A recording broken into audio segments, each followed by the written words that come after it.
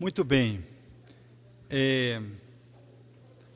Vimos a proposta de Kardec, que é o perdão no caminho do arrependimento, expiação e reparação, que se entrelaçam.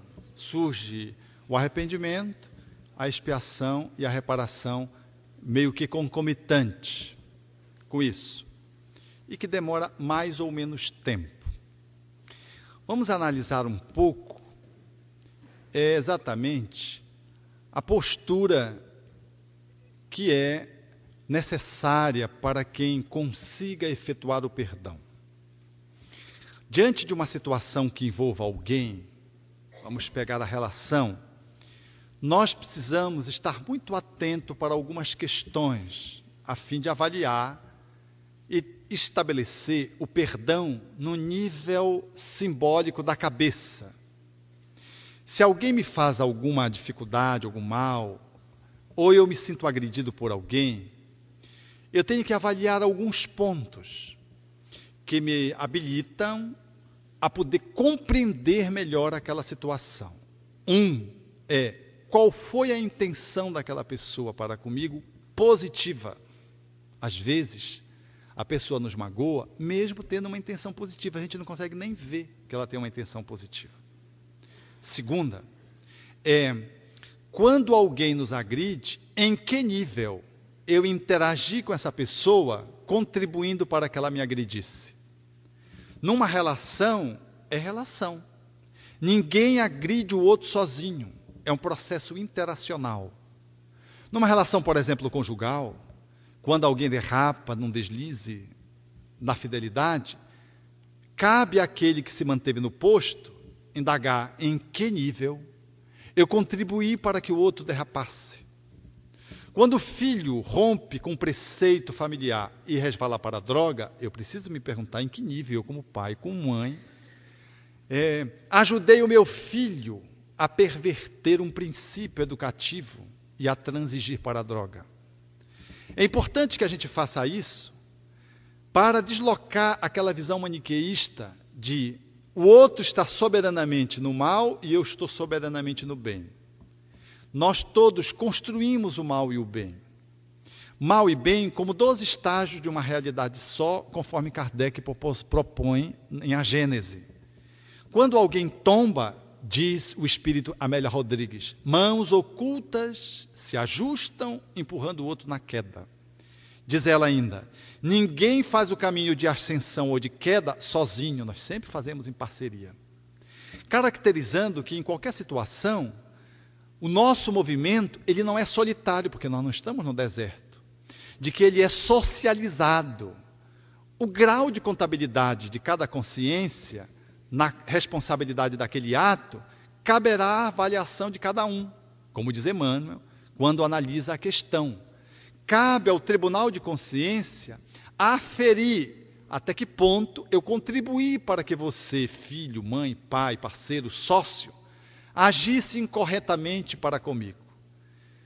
Outro ponto que é importante avaliar, além da intenção, além de avaliar a posição de colaboração, de partilha no equívoco do outro, que eu possa ter dado, eu exercitar tanto quanto possível a empatia, me colocando no lugar do outro para me dar conta de que se eu estivesse no lugar do outro, com o conhecimento que ele tem, com o sentimento que ele tem, com a história de vida que ele tem, com os princípios que ele tem, se eu agiria diferente.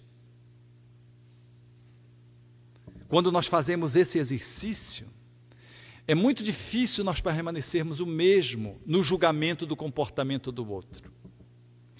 Esse deslocamento para se colocar no outro, como o outro é, não com os nossos valores, portanto, se deslocar para assumir a posição do outro e naquela mesma situação e circunstâncias, tendo a mesma bagagem espiritual, intelectual, emocional, cultural do outro, como é que eu agiria naquela situação? Isso vai me abrindo espaço para flexibilizar o entendimento, porque o perdão, o primeiro nível em que ele se estabelece é o nível do entendimento, da racionalidade. Mas o perdão na cabeça, ele não resolve a questão. ainda que eu entenda qual foi a intenção do outro, mesmo que o procedimento do outro seja reprovável, mas por trás, segundo a programação neurolinguística, por trás de todo comportamento negativo tem sempre uma intenção positiva. Quando a gente vai analisar um comportamento, mesmo que seja um comportamento cruel, se você for escalonar o que está por trás, você vai encontrar alguém sempre na busca da paz, na busca do equilíbrio, na busca da sua satisfação interior mais profunda. Para conseguir isso, ele utiliza-se de um comportamento antiético, inadequado, às vezes cruel e reprovável, sim, merecendo às vezes sanções, cerceamento da liberdade. Mas a pessoa que faz isso, ela faz, lá no fundo ela tem uma intenção positiva. Porque todo espírito foi criado por Deus, ninguém foi criado por Lúcifer. Todos nós trazemos intrinsecamente uma vocação para o bem, e por isso estamos subordinados à lei do progresso. Logo, alguém está no mal, está equivocado, mas intrinsecamente caminha para a luz, ainda que naquele comportamento ele mereça reparação, mereça sanção, mereça cerceamento da liberdade, do ponto de vista social, por exemplo. Logo, essa compreensão do espírito, à luz da doutrina espírita, nos dá a percepção clara do comportamento do outro, ou flexibiliza um julgamento. O ato de julgar quase sempre decorre de uma visão muito estreita. Como é que você pode ter a visão de um rio situado apenas na margem? Situado na margem, você tem um corte daquele rio. Para que você perceba um rio efetivamente, você tinha que se deslocar na profundidade em relação ao rio e ganhar a altura para perceber o rio. Você tinha que olhar o rio de cima e o seu movimento, o seu serpenteamento em torno das rochas, das florestas, das montanhas, para entender o movimento do rio. Para você saber de um rio efetivamente, você tinha que ir tanto quanto a nascente, tanto quanto aonde ele deságua. Você tinha que, para conhecer um rio, você tinha que fazer o percorrido dentro do rio. Você tinha que fazer um movimento de apropriação da sua totalidade. Nós, infelizmente, só temos um fragmento da realidade. Nós não temos essa visão do todo, essa visão mais global. Aqueles que têm uma visão global não julgam. Por isso Jesus dizia, não julgueis. Os grandes homens, eles não julgam. Eles avaliam, analisam, refletem, mas não fazem o processo do julgamento. Porque quando a gente olha de cima, a gente entende o comportamento local.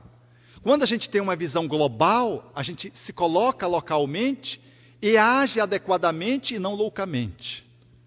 Mas se você só tem uma janela e um fragmento, você não consegue avaliar a totalidade de um rio. E você ousa fazer um julgamento do rio sem ir à nascente e sem ir ao seu deságuio no oceano. Quando de um comportamento de um ser humano, você só tem um fragmento.